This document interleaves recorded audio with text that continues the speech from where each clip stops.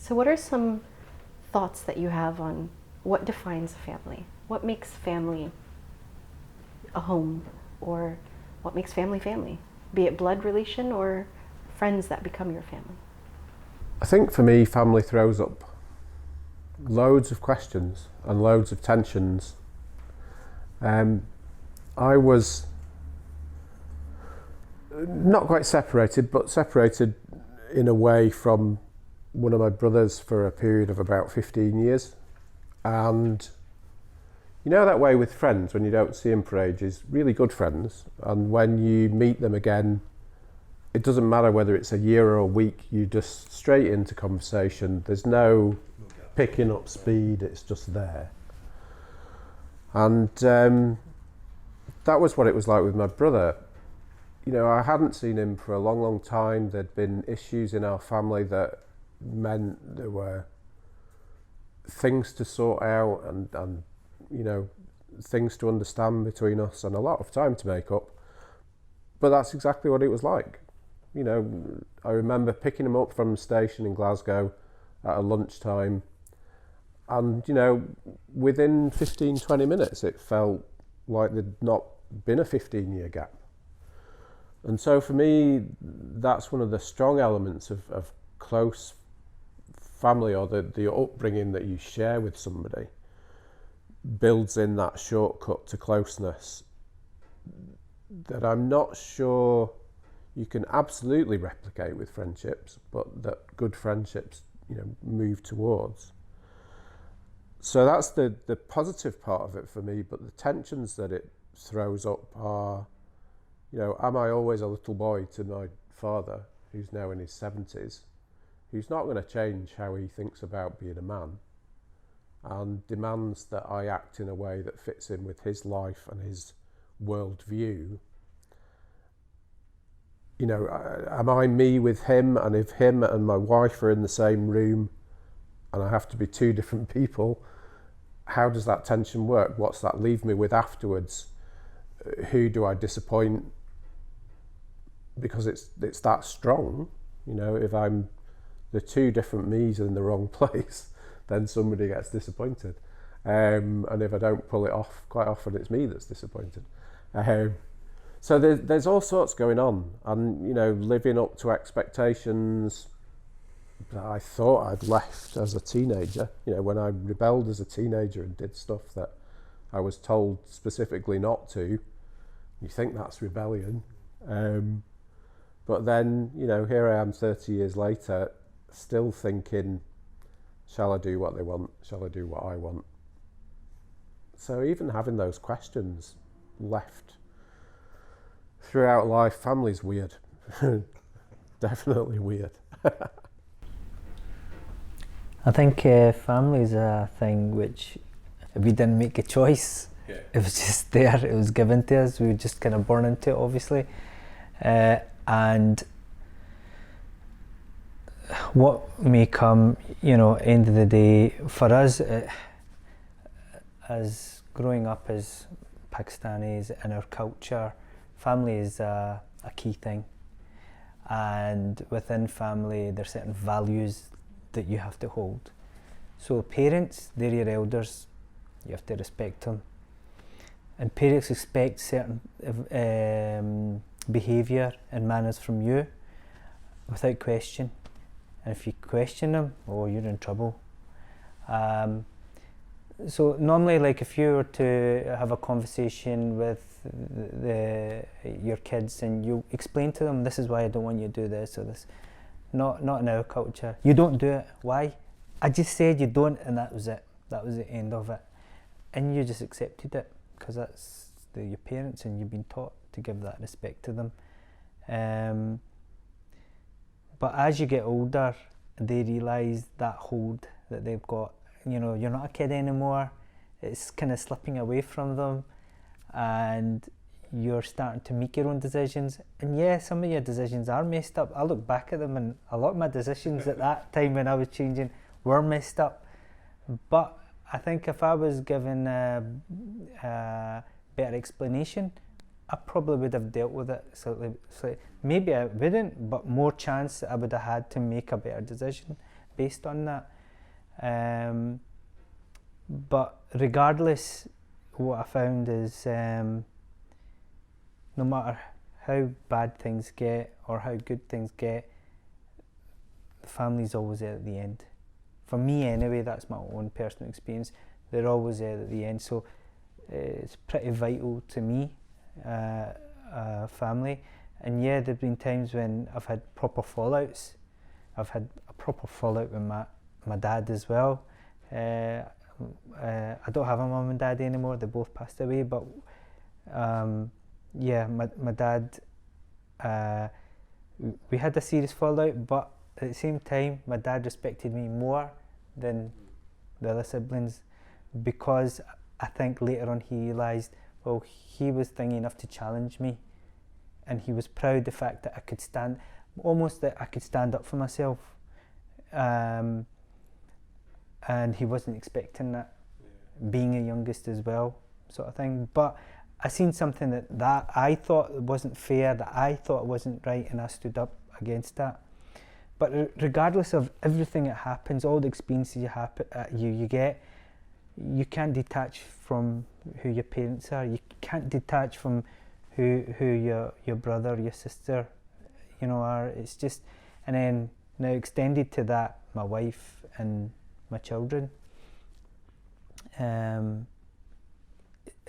me, yeah, it's vital. But I learned from my upbringing and being part of a family, me growing up, and how I apply the things that I thought that were good values to my family, and things where I thought with time, the changes of time, and now I'm detached from being brought up specifically in that culture of the Pakistan, because remember, that was first generation, my parents coming over here, I'm second gen, I'm born bred here, so I'll bring another concept of values to my family.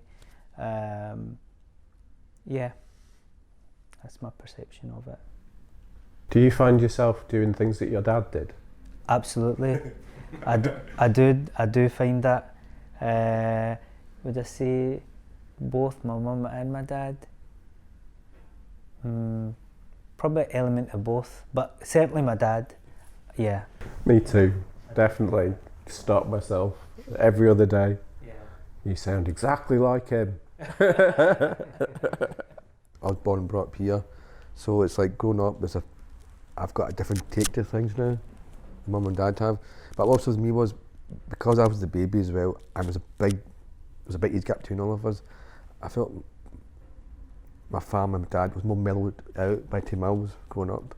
So I know he was a bit more harsher with my big brother and sister, but for me it was a bit more sort of, still saying no, I want to get a reason, but I probably got a bit more than anyone else did, Mellowed out more. I mellowed out by that time. Actually, what I think the difference was, I didn't get a reason, but I got less no's. Yeah. That's what I got. So I think that was a difference. And then growing up as well. But I think, like you both said there, it makes so much sense as well. I think my mum said to me, "You're like your dad sometimes," like you said. And someone would say, "It's like your mum," but you said certain things. So it's blood in the day's family. You don't get to choose them, like you're saying, but it is what it is. It's just what the hand you've been dealt. So, and it doesn't matter what things happen. You, like say, after 15 years, you still come back. There's always that bond you always have, which you won't have with a friend. There's always memories of you when you were young together, mum and dad. So that's the thing. So I think it comes back that way. I've moved away from my mum and dad for many years as well. Went to uni and came back again, and yeah, it's family. I'll keep to that. So I have a friend, she has 4 children, all mostly grown up and left home, and one of them especially has got a new girlfriend, and he refers to her family as his family, and she's almost out of the picture now. And it's just a case of, I can't begin to imagine how much that stings and how much that's nasty. And she says to me, I'd like to just ignore them, I'd like to get rid of them, but I can't, because they're my flesh and blood.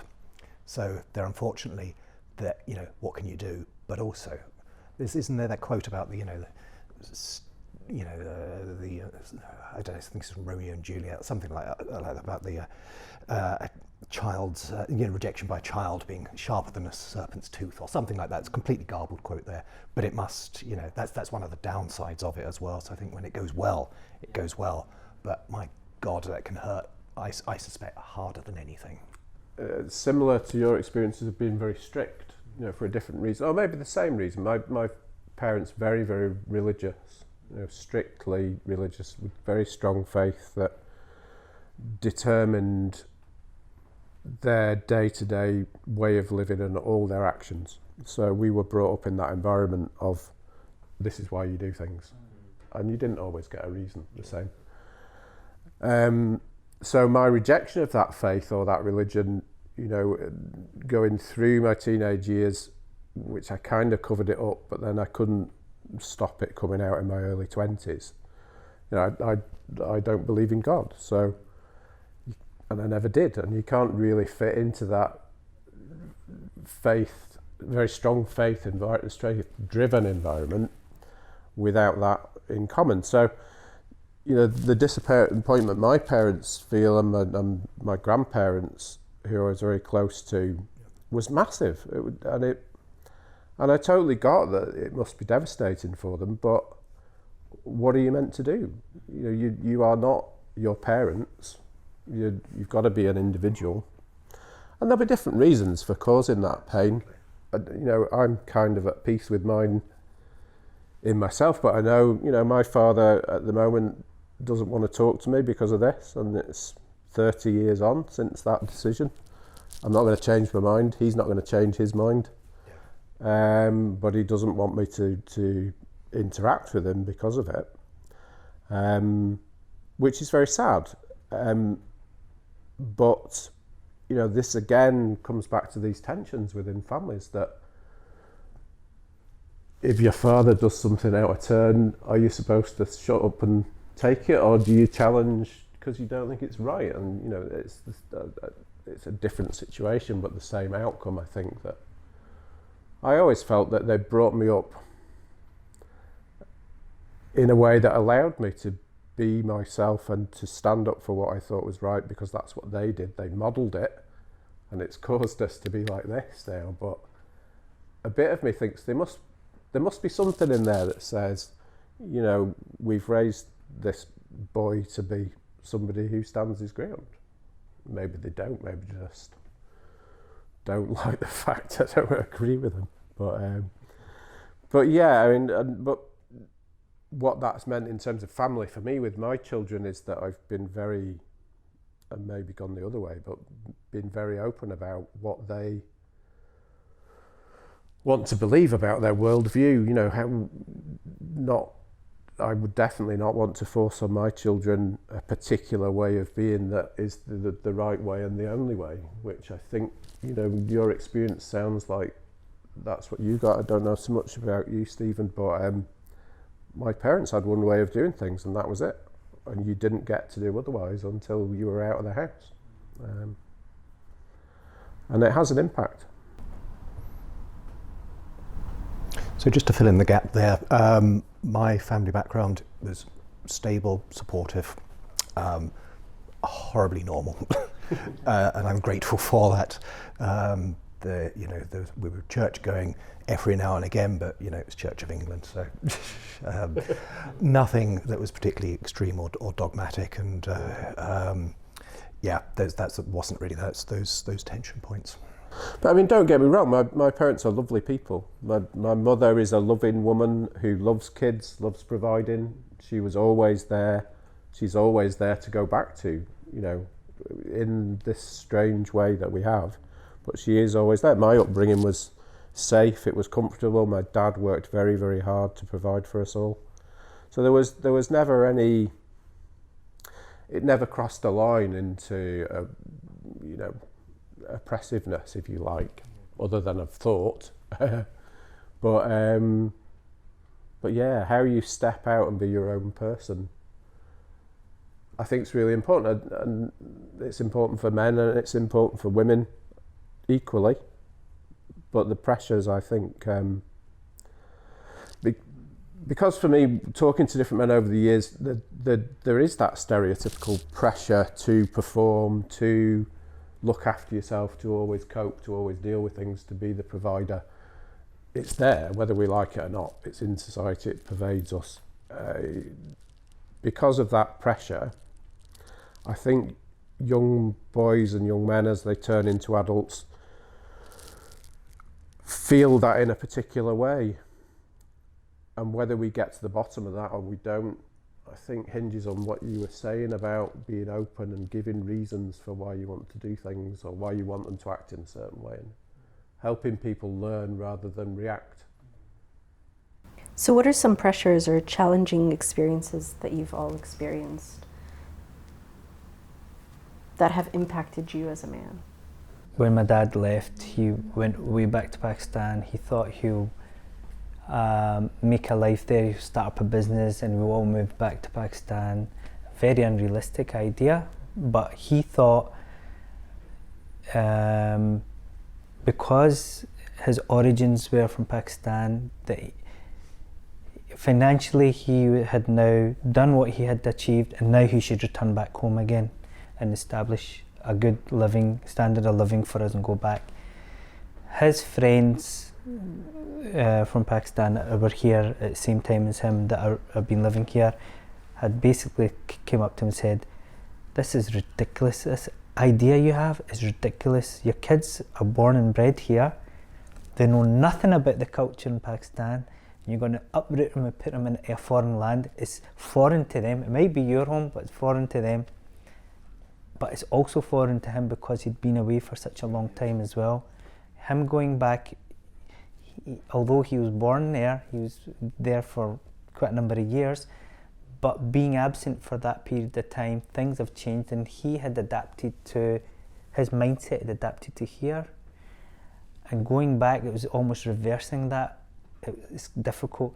And a lot of people in his generation that had went back to visit realised, hold on, although we are from here, this is very difficult for us to adapt now that we understand another social structure, and you know, in those countries rules and regulations are very relaxed and non-existent and bendable and whatever else, whereas here, you know, it's by the letter of the law and it works. It's good, you know. So I think the challenge for us was when my dad went back and he was setting this house up and setting a small business up, and things weren't going too well for him, and we were over here and we were still quite young. He would then almost blame us for not supporting him, but we didn't know none the wiser. One, it wasn't our decision, it was him who made the decision, and then secondly, because things weren't going the way he had visualised it, he then thought, well, my family's not supporting me. And it's that thing again about family and being there for one another, but not realising that we're still kids. I'm still at school, you know, my mum's doing what she can to look after us as a single mum here, and it got quite messy like that. And really it was more him dealing with his own kind of failure, that maybe this was a bad idea, but he can't admit to it. He's the one who made the decision. He's a father figure, he's the head of the family, and for him, you know, to say that this didn't work and come back, it was almost like something he'd be shameful about. So that was what I was saying earlier on, the things that I had to deal with in terms of confronting my dad and saying to him, look, you know, come back, this is our home, this is where we live. And you know, it doesn't matter what you've done, but he wasn't willing to accept that because of the amount he's committed into this idea. Financially he's committed into this as well, and he had too much to lose basically. But at the same time, the idea of leaving our home, Glasgow, and to go somewhere else was just something that we weren't going to accept. So yeah, that was very challenging. And even when he did come back, eventually he kind of moved out. We had like arguments all the time about, and it was that thing, he just wouldn't let it go. you know, it was because of yous that I didn't get where I got to, and if yous backed me up, and you'd hear it all the time, like a broken record, and it just got to a point where, you know, we just couldn't live together with this.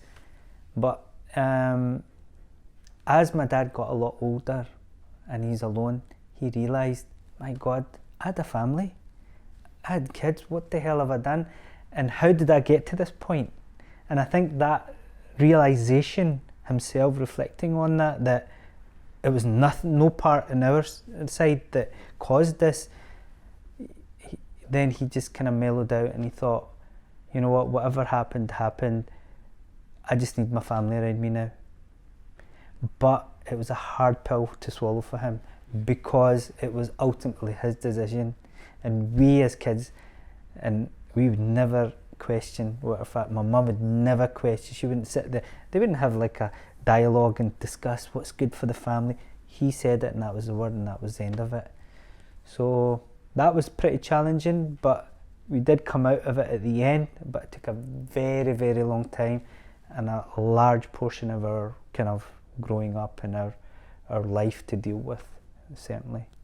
In terms of you being your own person off the back of that behaviour,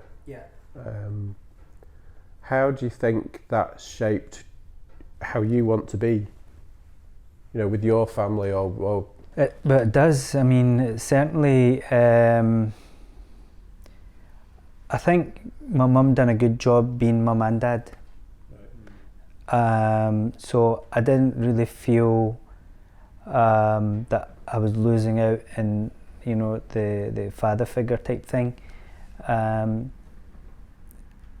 My mum was a gentle soul, but she always wanted good for everyone. She just had this kind of, you know, just to be fair with everyone, you know, have the right morals, have the right values with people, and that came from her faith as a Muslim woman, and she was devout Muslim.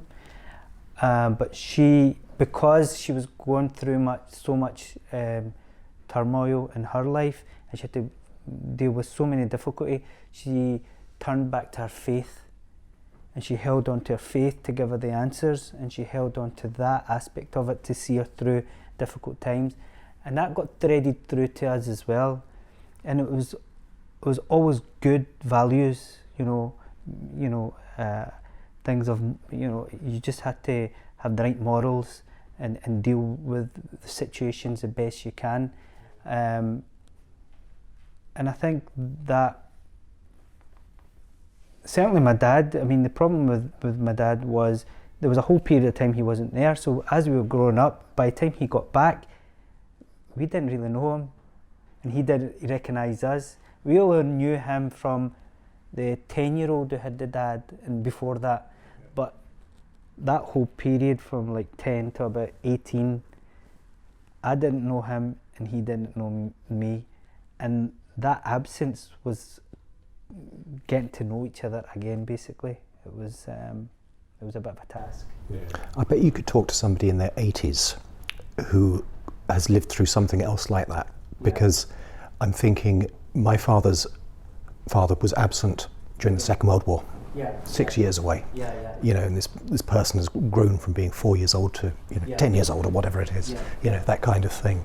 So They're missing a big chapter in someone's life. Absolutely. Yes. Yeah. And that was expected, wasn't it? You know, that nobody would have questioned that, whereas I think these days perhaps there is a shift in parenting, and some men would say, you know, I don't want to have that gap. Although there's still plenty of men, I think, who would happily abdicate their responsibility for looking after the wee hooligans. But it does bring me back to one thing that you were saying there, was that your mum did a good job of being mum and dad. And for me, I think that's really important in a lot of families, that there isn't a feeling of, for a lot of men, there isn't a feeling of, I miss my dad or I've missed out on having a dad. there's a positive influence of experience of women that are strong yet caring and gentle that makes you possibly more open to not being an idiot as a man when you're older in your attitudes to women, because you've seen that things can be held and that women's experience is not easy, and it's not just about, you know, the trivial and the flippant that guys in a bar will talk about, but you see what's behind that. I don't know where I'm going with that, but maybe that experience changes attitudes for young men coming through, and the openness to that changes those attitudes. I mean, as this man was saying, you know, he's grown up with his sisters and his mum and all that, and that would have had a effect on him. And I think as well, like you're both saying as well, the mother played the kind of father figure as well. And then also, like Reeves was discussing as well, how we needed to talk to women and men, all kind of stemmed from that side. And I think that a lot of people, especially came up from abroad, that was a role. A lot of the fathers either working crazy hours, or it was the kind of attitude like, I'm going to do my thing, you do your sort of thing. So the mums were looking after the kids, feeding the kids, and being a father at the same time. And especially in the first generation, now it's changed now. So a lot of people have kind of, you feel, going through that, you know, it's been tough. I mean, certainly I'm more hands-on with my kids. And with my older one as well. Let's go to cinemas, let's go bowling, let's do this, and let's do whatever else there is to do, you know. And now that we DJ and stuff like that, I take the older one with me, and she DJs with us as well. Kind of family business, but like we can engage in that way as well. And and the older one, they both have a banter with me, to be honest, and they can get away with saying things that I would never say to my parents. You know, and I take it as a humour. It is banter. It's not them being disrespectful, and we have a good laugh. And it's brilliant, you know, to have that feeling. I'd like to add to what you're saying as well. I go to relax my pal. I see him quite regularly as well. When I go to see him, it's always the whole family sitting together, every time. From the telly or whatever it is, the whole family's there together. Everyone might be doing their own thing, but you're all together. I've noticed that every time I go there, you know. And that is different. I mean, in my experience growing up in the 70s as a kid was that, you know, now I think about it, listening to you talk about these things, my dad did do his own thing. He was about. He worked long hours, but not crazy long hours. He was usually back for tea time. But he definitely had his own set of things that he was going to do. And Mum had her set of things that she was going to do. And I never really had any big pressure points other than, you know, as I've mentioned, the stuff around faith issues, but a tiny incident made me think about men's roles and women's roles from early on, and I've never ever forgotten it. And my dad every night at 9 o'clock would say, "Oh, is it supper time, love?" And Mum would rush off and get his supper, which was digestive biscuits and cheese and a drink. And I watched this, you know, from being tiny, and I think when I was 12 or 13, I rushed into the kitchen after my mum and said, "Why do you always do this for him? Just tell him to do his own supper." And she said to me, "Well, I like doing it for him. I like providing for him and looking after him." And I was like, "Well, I know, but he just expects it all the time, and you just have to run and do it." And that, for me, was quite a tipping point in terms of, you know, I determined at that point that I was never going to expect people to run after me like that. And that if I had a wife, I wouldn't make her do these things. And that formative sort of age, you're a bit over the top, I know, but it has stuck with me, and it's always been something that I have tried to live by, that, you know, nobody runs after me by expectation. But he was never going to change like that, and a lot of his contemporaries were the same, and it's exactly like you say, Usman, that the man had his own things that he would do, and the woman did the rest of the stuff. And it's just tradition, isn't it? Yeah. I think it's good that I've learnt a lot, certainly, from sitting here today and chatting with other men about, all sorts of things. It's I enjoy the fact that there is a lot of things that are very similar with all of us, although we come from different backgrounds and different periods of time, but there is so much similarity, which is great. It's very refreshing, and as I say, before I came here, I was very anxious. Should I do it? Should I not do it? It's not me. But I'm glad that I did come, and I hope, as a few of us here, I hope that number increases. I hope we get to sit down and more people can engage with it. And now, we've got social media, all sorts of platforms that it's easy for people just to get a taster on. Just go on and have a wee listen and see what they think, and they might think, I know his background better than his background, I relate to that. And that's what it's all about, it's just getting down there and having these kind of discussions. There's a lot of positives to come out of these conversations. I guess the advice I would give is that family life is hard. Don't expect it to be otherwise.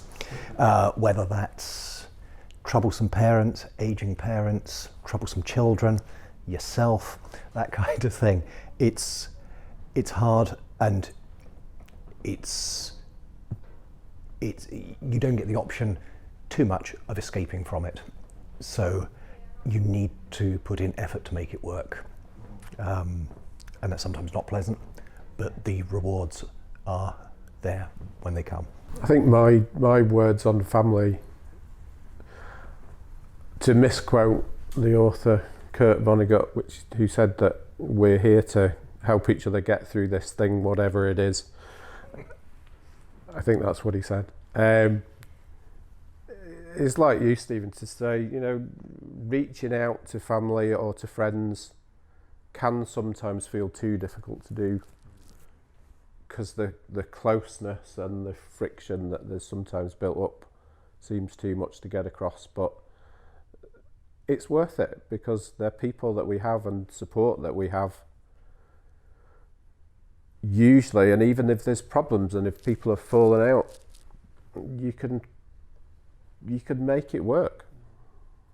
And if you can't make it work, then, as the advocate said before, at least you can be happy that you tried and you stuck your neck out, and the positives to gain from it outweigh the negatives, definitely.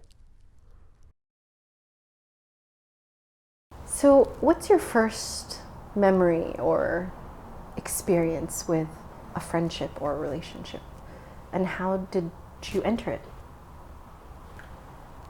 I think for myself would be like primary school. We had a group of friends. We used to play football together. We used to play the computers together. And this is pre-phone area, so we used to phone each other up, or you have a spot to meet or somewhere. We had a lot of stuff in common. We all lived in the same neighbourhood. So because we lived quite close to each other, we spent the most time together. While other friends who lived a bit far away, we didn't see each other much often, only at school. But generally, these are the friends I just play with, talk to, and we grew up, and then eventually we all kind of parted ways. We went to different schools, or further education was different, and then there was again a different set of friends. This time it wasn't about them being far away or not, because I'm older, I can travel more, like that, and drive a car now as well. So again, it'll be interests or work friends, working with people. Friendship for me was the people in my community, in my neighbourhood, and it was related to what they got up to. So it'd be football. We're meeting up at the bowling green. They're all going for a kickabout. Let's go. And at the start, I wasn't great at football, but I would just go because the group would go. and I wanted to be with the group.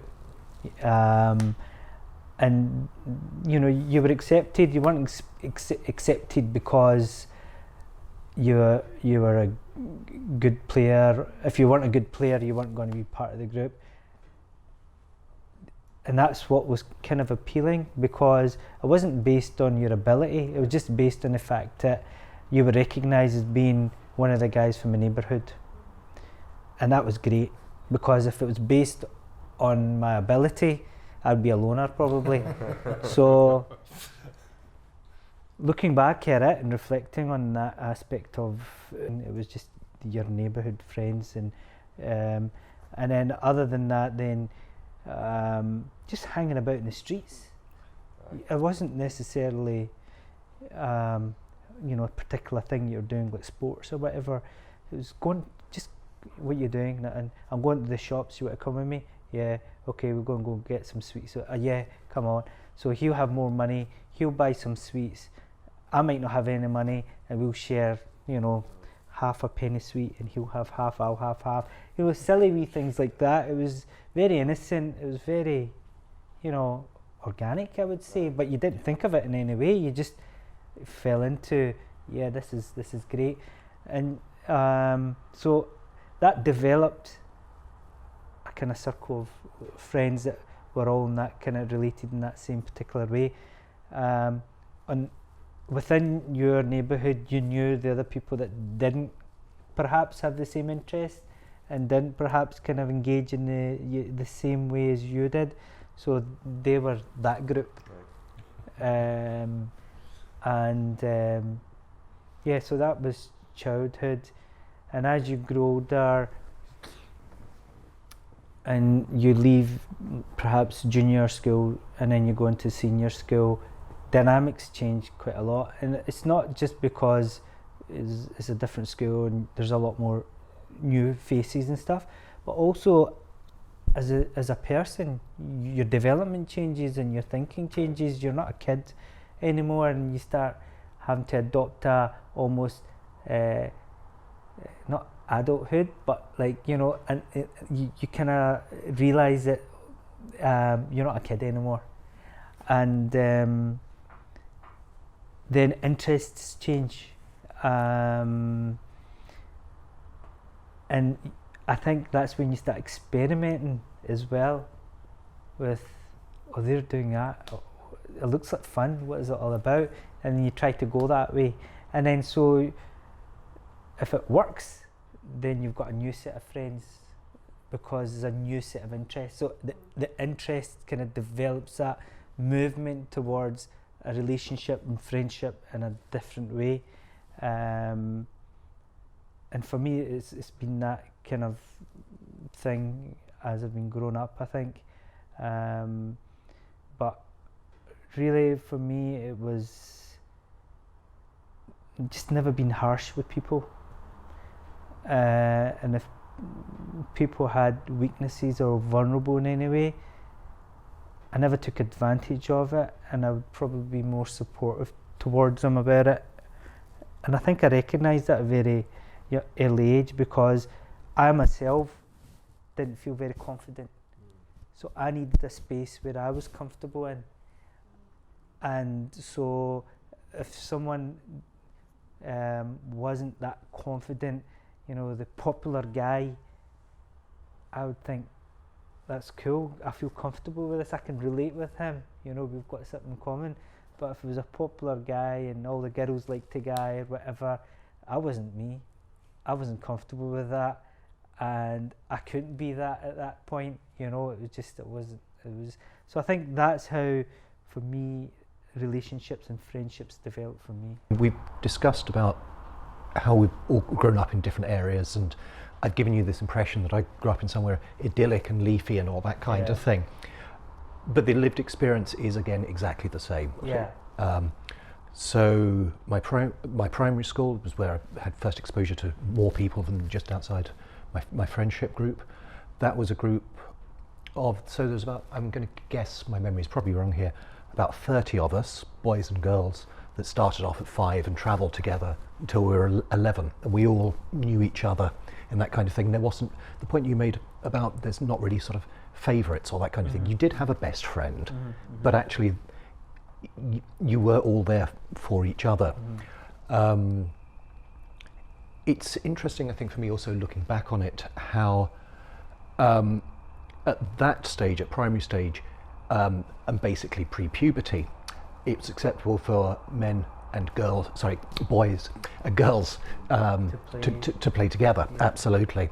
There'd still be some, the older you got, the more that became a bit odd. And I mean, you still, actually, there was segregation in there. So boys would play football, girls would do skipping or something hideously stereotypical like that. But you could get sort of mixed gangs going together. But the more it goes on, the more that's that's not going to happen. Yeah. But otherwise, it's pretty much the same kind of thing as I think both of you experienced. Where you've got that group. So, who's the common friend or group of friends that you've decided to keep on, and why? From my youth, I don't think I have any. But seeing that, I can recall the friends that I considered really close friends at school. I can recall their names. I can visualize them right now. I can if I seen them in the street, high five, hug, how you doing, and as if we were back there again. Nostalgia effect. That nostalgia, but the bonds were quite strong that we had kind of made at that time. That even now, although we're probably in completely different circles, completely different interests, one thing that somehow is very, very strange, but it's still kind of strong and established, is that recognition that we were good, we were really tight, we were tight, and that goes beyond everything else. We could still kind of relate to one another, and look back at good times and reflect on that sort of thing.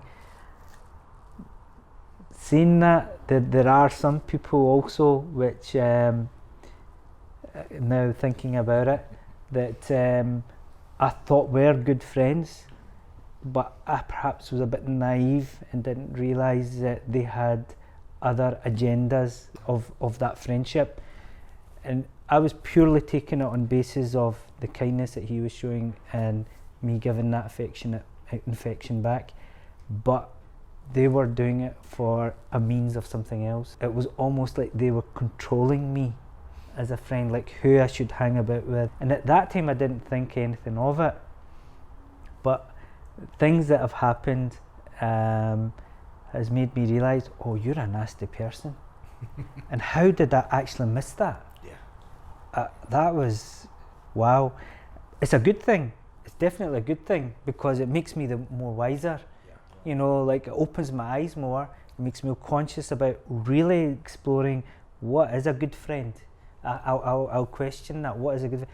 But it's easy for me now to now go forward with that and forge friendship and categorise what type of friendship that is. It's all pals from school.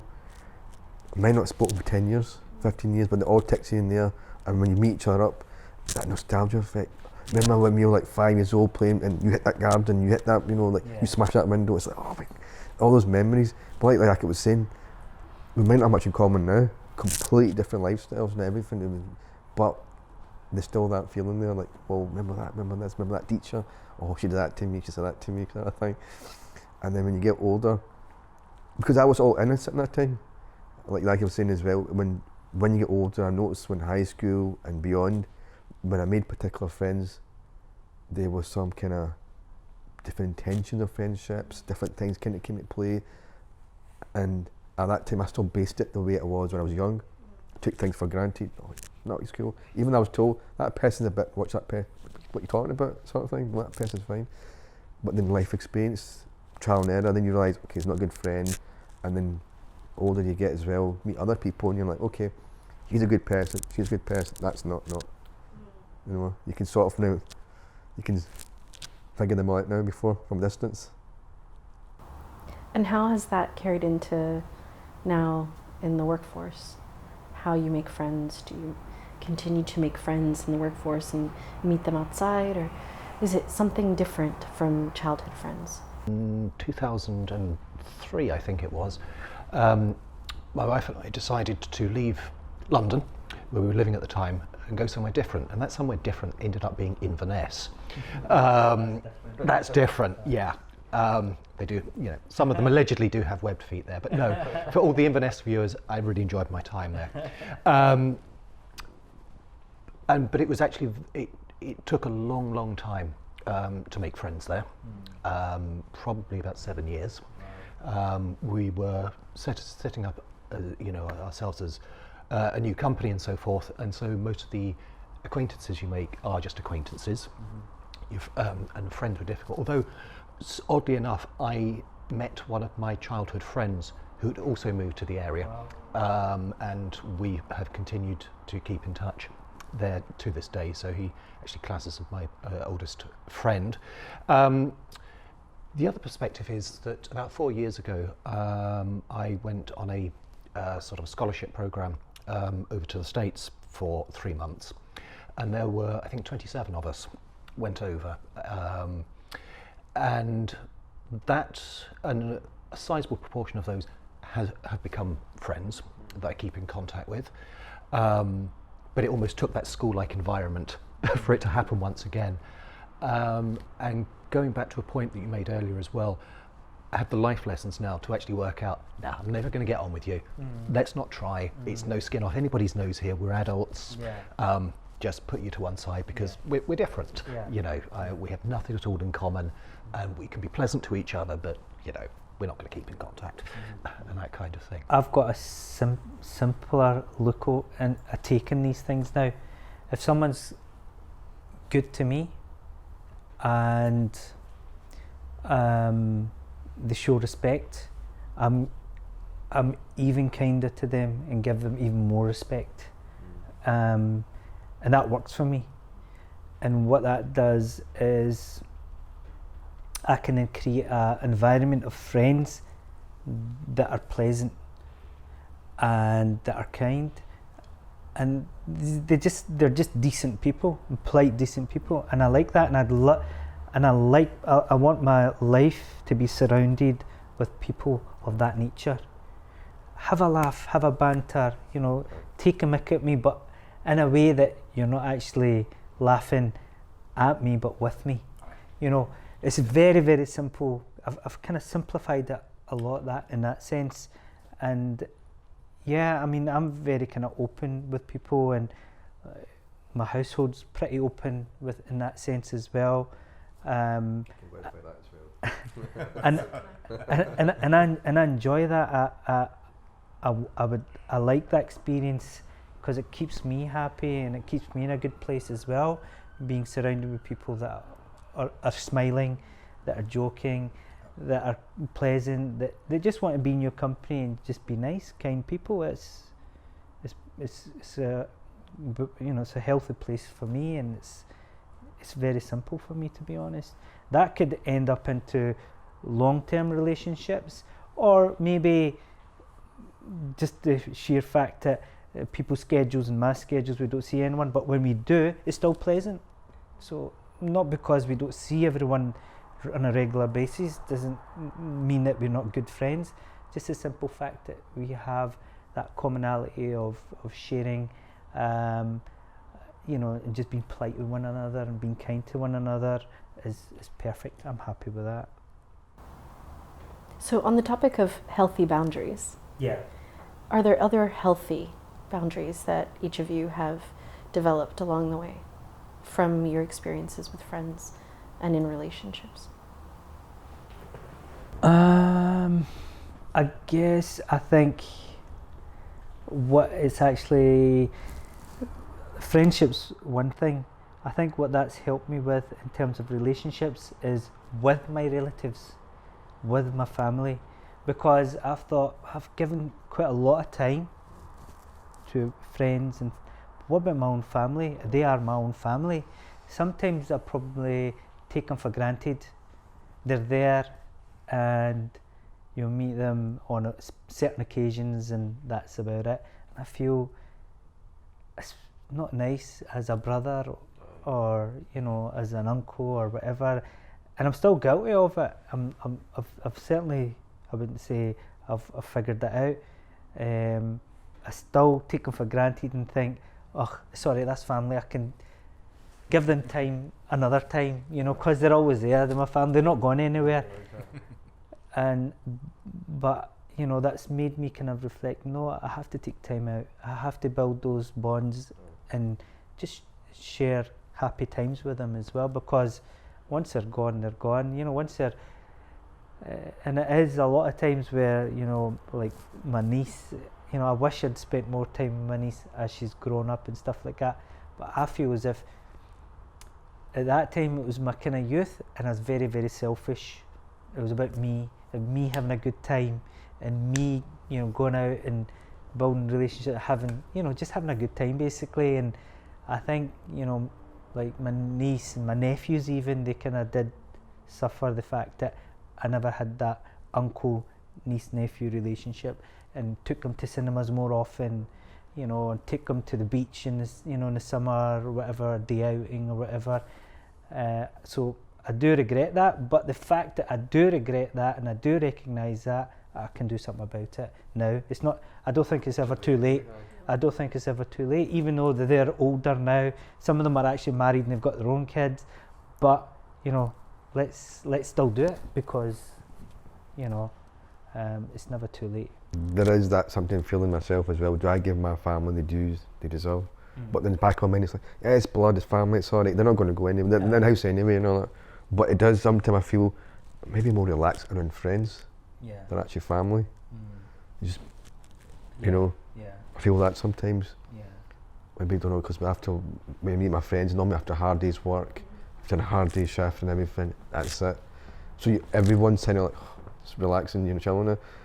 With family, it's like, I do feel sometimes maybe I should spend more time with family, maybe, and like you're saying, yourself, nephew, niece, I've got nephew, nieces as well, and I'm thinking, maybe I've not spent so much time I would like to with them as well, but like I was saying as well, it's never too late to change. We can change it right now. I have been more open about myself and shared a lot more with my close friends than I have with my family. I'm the same, I feel the same. And I don't know why that is, to be honest. It's just how I feel. Are you more genuine with your friends than you are with your family then? I wouldn't say I'm dishonest or not genuine with my family. I just don't share, which is different from pretending to them. I just don't share it. They don't know it. It's not an issue. But with my friends, I can sit down, and I guess that's a great thing about having friends that way as well. But there are people you can turn to and sit down and have these chats, and but I've like my wife, her friends are her sisters. She doesn't share, and again, when she's having like conversation, discussing issues, she lets it all out with her sisters, and I think, I've not got that. It's pretty good, but I've not got that, and trying to do that right now, and sharing it with she does, it'd be very awkward. They'll be like, bro, you okay? What's wrong with you? Everything alright? It just never happened. It's never been established. But, they're happy with that. I'm happy with it. It's not that I've not got an avenue where I can kind of share. I have an avenue, and if it is friends, it's friends.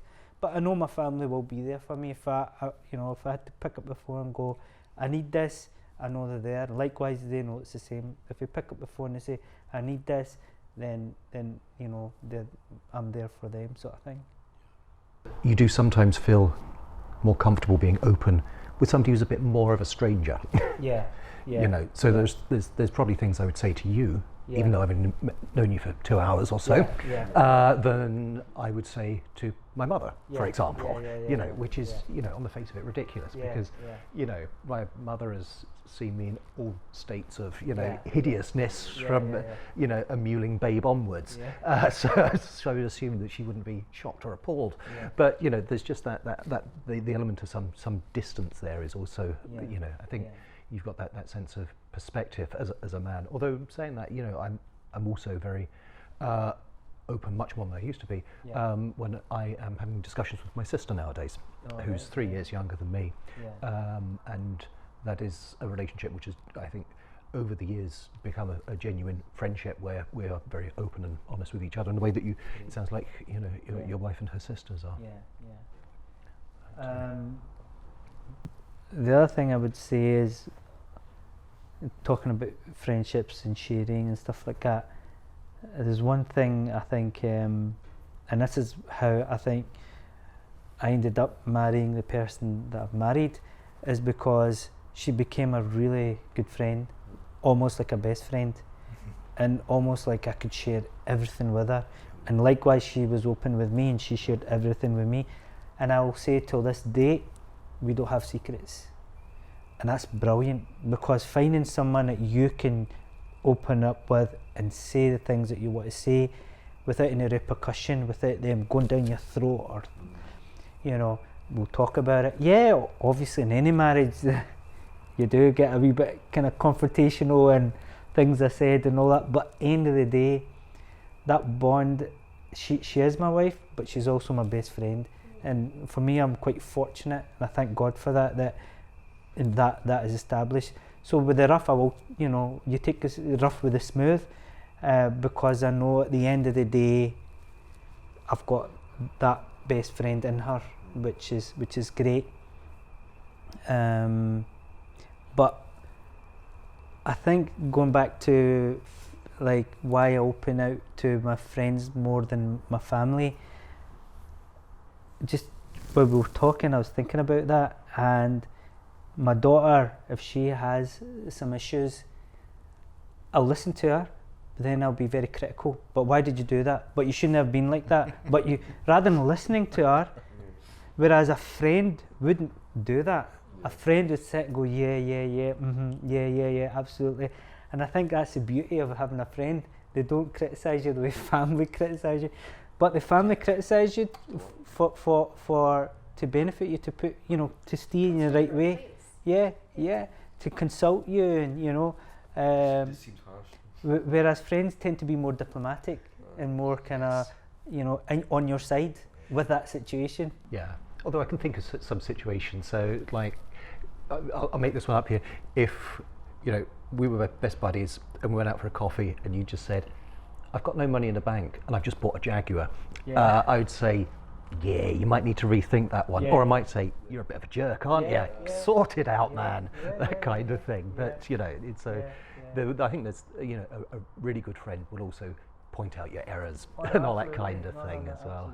As well as being, to take your points as well, being supportive and more on your side, because they want what's best for you. So how about negative barriers or boundaries that you've developed or been keenly aware of along the way when it comes to friendships and relationships? And how have they served you? You need to know the opposite to deal with, that you can be in the right place. If you don't have negativity kind of thrown towards you, you're never going to learn that. You're never going to have that defensive mechanism within you to know, oh, I don't like that, or I don't like the way he's talking, or I don't like his behaviour, or I don't like his point of view. And then eventually you kind of almost customise the place that you want to be and where you feel comfortable in. So yeah, it's not nice,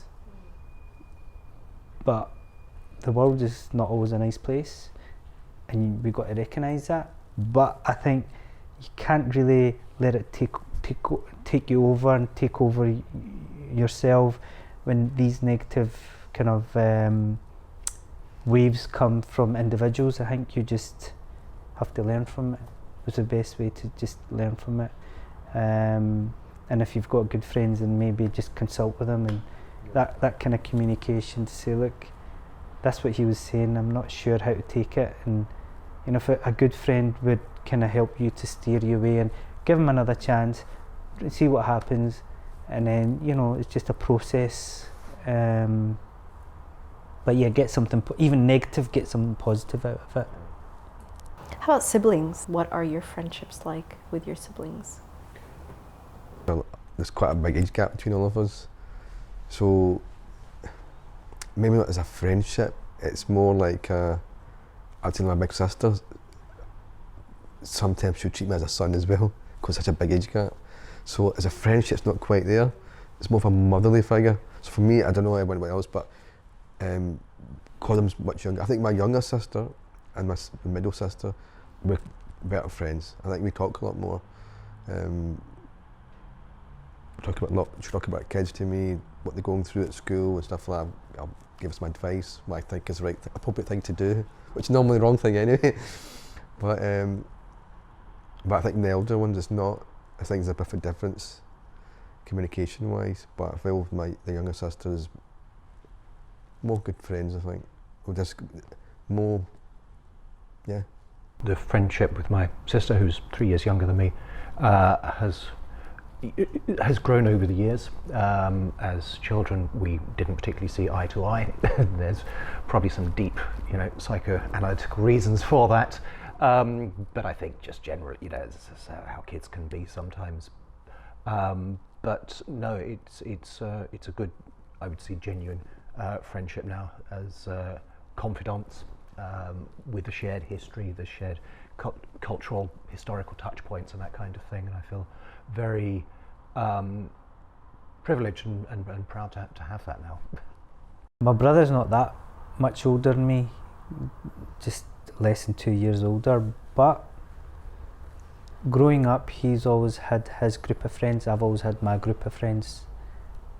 So to bond a relationship, a friendly relationship, we didn't need to, I guess, because it was compensated by having our old kind of group of friends. Sometimes they've been, the same people that we were friends with, and we'll meet together. But I wouldn't say the way I have a friendship relationship with my wife, I don't have that with my brother. That friendship, I don't have my brother. I don't even actually have, I've got 2 older sisters as well. I don't actually have with them. And as Usman was saying, my oldest sister's a lot older than myself, and she was always seen as a mother figure as well. And the other reason for that was because my mum, coming from Pakistan, her English wasn't that great, so the communicator in her house was always my sister, my oldest sister.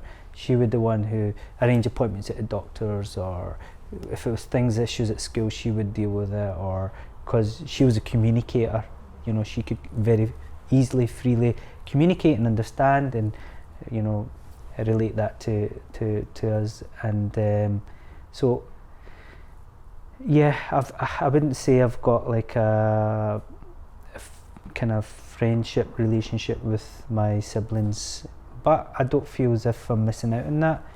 They're happy where they are, I'm happy where I am. It's very healthy. We're not completely isolated and don't have any kind of connection, and just because we don't have that friendship kind of relationship. We've accepted who we are, where we are, and it's a happy place. So how have you each chosen to have a role model in your life, or how have you chosen role models in general to look up to, and why have you chosen them? For me, I think it's people have inspired other people for good. So like Muhammad Ali, Bruce Lee, even like Michael Jackson. But I think that was more entertainment, but also it was like a message of, he was always kind of appearing to give that message of kindness and, you know, make the world a better place, and all that kind of thing. And he was talented. He was you know, phenomenal in many ways. His music was great.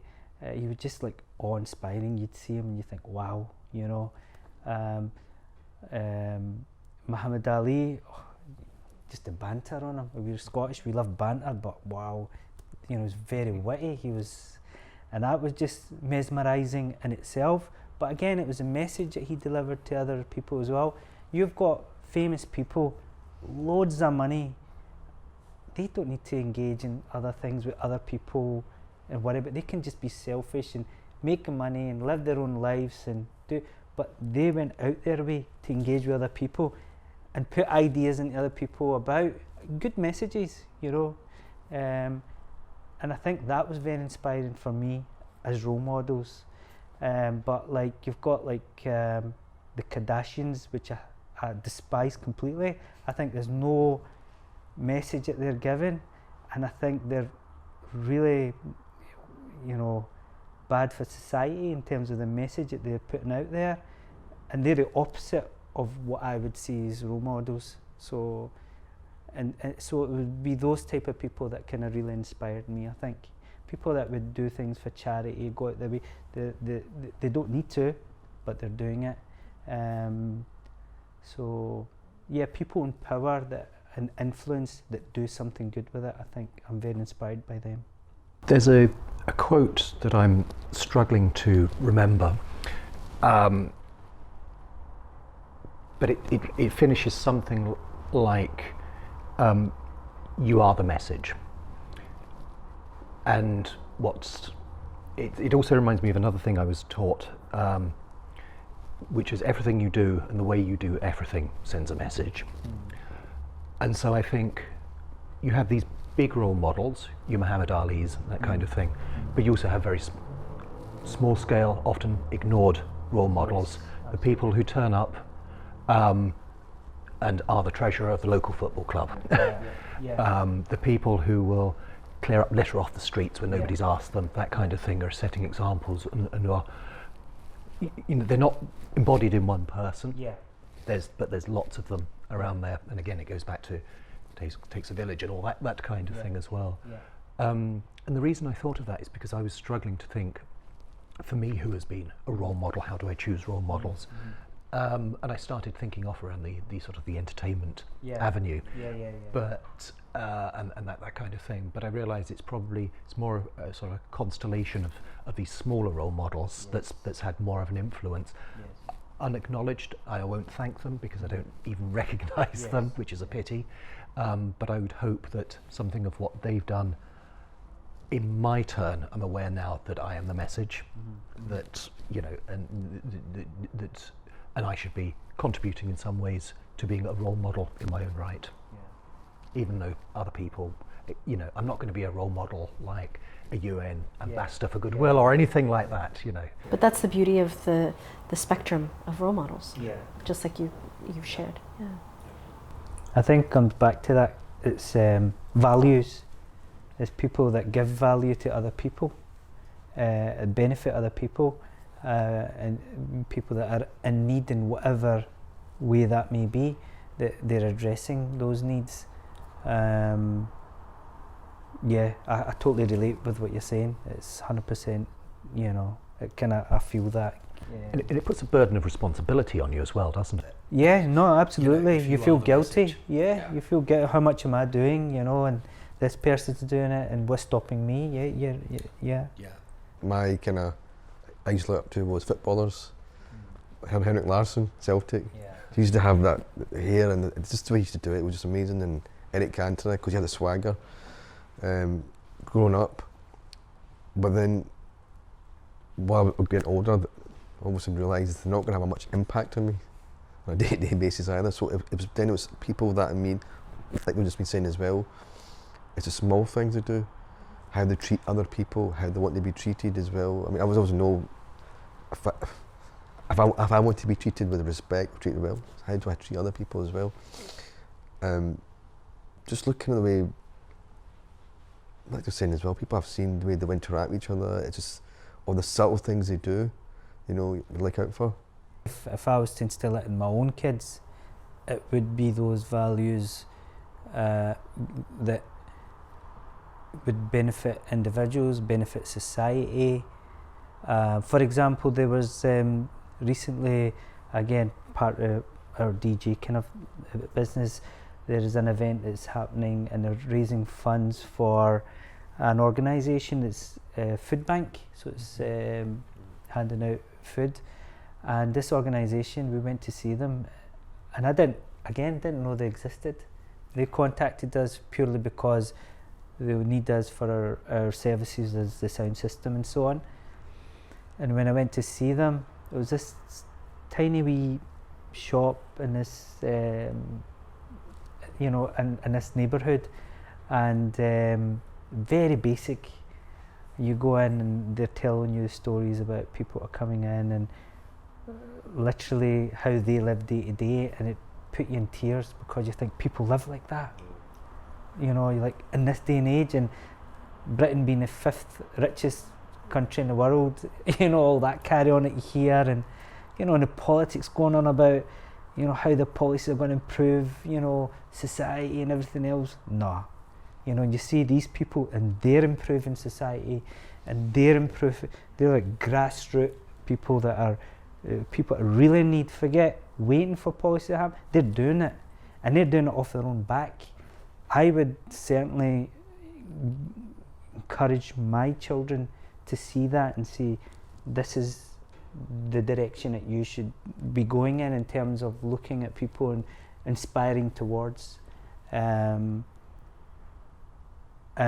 you know, my older daughter, one of the things that we got her to do was volunteer in the Salvation Army.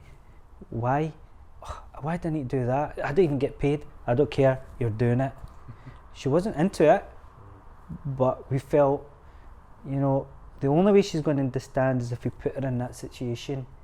And yeah, she's probably going to argue with us. She's probably not going to hate us for doing it. But see, when she was in there, just within a day, she was like, right, I'm going back again. We knew that would happen because individuals, their hearts have to be exposed to these things. And I think once they're exposed to them, the reality hits. And it's just human nature. When you see other human beings that are in need in some ways, or that have these, you know, very, very difficult circumstances that they're in, that you can't help but to try to put a helping hand out. So yeah, that's certainly something that I would instill in my kids. I don't know about everyone. Everyone's got their own point of view, and I wouldn't even, you know, dare try to you know, preach to others about what they should look at as role models. But certainly from my own perspective, that's what I would do. I'll just tell people to find someone that you can resonate with, that meets your values, that you look at them, listen to them, you think, yeah, that person's speaking the truth, and stick to them. My advice would be to beware false idols. How you spot false idols is another kettle of fish that I can't really sort out at the moment. But I think there's a need to recognise that role models exist at a low level as well. But to take your original point as well, they also appear on the big level as well. You know, they give you the aspiration that says, you know, I could become an astronaut, or I've got a pretty good voice here. I could be a decent singer, or that kind of thing. So I think it's a blend of those two things. And I think where it goes wrong is when you do get the false idols in there as well, which just lead you off down a purposeless path. In your friendships, how do you solve problems? How do you deal with your conflict resolution skills? I realised from my own sort of, I had a car accident, I had my own kind of traumas. I realised, and I didn't deal with it at the time, that deal with it now. So if I see a friend's visibly got an issue, I pull them up what's wrong and try to help as much as I can without being, you know, crossing boundaries, because I might put them off, but enough to maybe encourage them. Hopefully they actually speak about it, let it out, you know. My wife advocates this all the time with me, but it's like if my friend, and she knows my friend's gone through some sort of difficulty, she'll go, have you spoken to him? And I went, no. Why not? What's wrong with you guys? Why can you not just talk to him? It's simple. I don't get you guys. And I think, well, she has got a point. All it is that you just reach out to him. But it's that hurdle of getting over there and doing it. I mean, with my wife, I can, have that conversation, no problem at all. Even though I know that I'll get a negative reaction, she'll bite my head off, but I'll still do it because it has to be done. I has to let it out there. But in terms of friends, it's strange because she will think it's a very simple thing, and for me, it's not a very simple thing. But she'll go, but if you say that you as a friend, how can you not just ask him? Why? I don't get you guys. And then it makes me think, yeah, I should be able to do that. Yeah, it is. It's just, we're mature enough, we're old enough, we should be able to feel comfortable and go, what, what's the problem? Let's talk about this. I think probably over the years, and I hadn't realised this until you just both started speaking, it's a kind of a 3 strikes and you're out kind of thing for bad behaviour. There's once or twice you can admit, and you can put up with, but actually if they just keep on doing it, then sorry, I get the message. So if, for example, I spoke to you every day for a year and then just completely ignored you and then came back after a week or something like that, for no good reason or something like that, if they just continued acting like that, then I think you could be justified afterwards saying, come on, this, stop it, for example. But I suppose in the first couple of instances, it's a case of, well, why is this happening? Or why, and trying to get to the bottom of it, trying to understand, because it's a very bad example I use there, but in this case, I might have been ignoring that person because I had a family emergency or something like that. And there's a perfectly reasonable explanation for it. Or it could just be that I was a jerk. I don't know, but you can kind of get to the bottom of it. There's probably, but I am also guessing there's probably going to be some things which are complete deal breakers with a friend as well. So, for example, if I had a friend who had been, I don't know, stealing from his wife or something like that, that's a kind of a, sorry, you've just revealed something about yourself that I don't like there. That's off limits. It's not a conflict I'm particularly wanting to resolve, or more in terms of armed warfare, I think, not literally.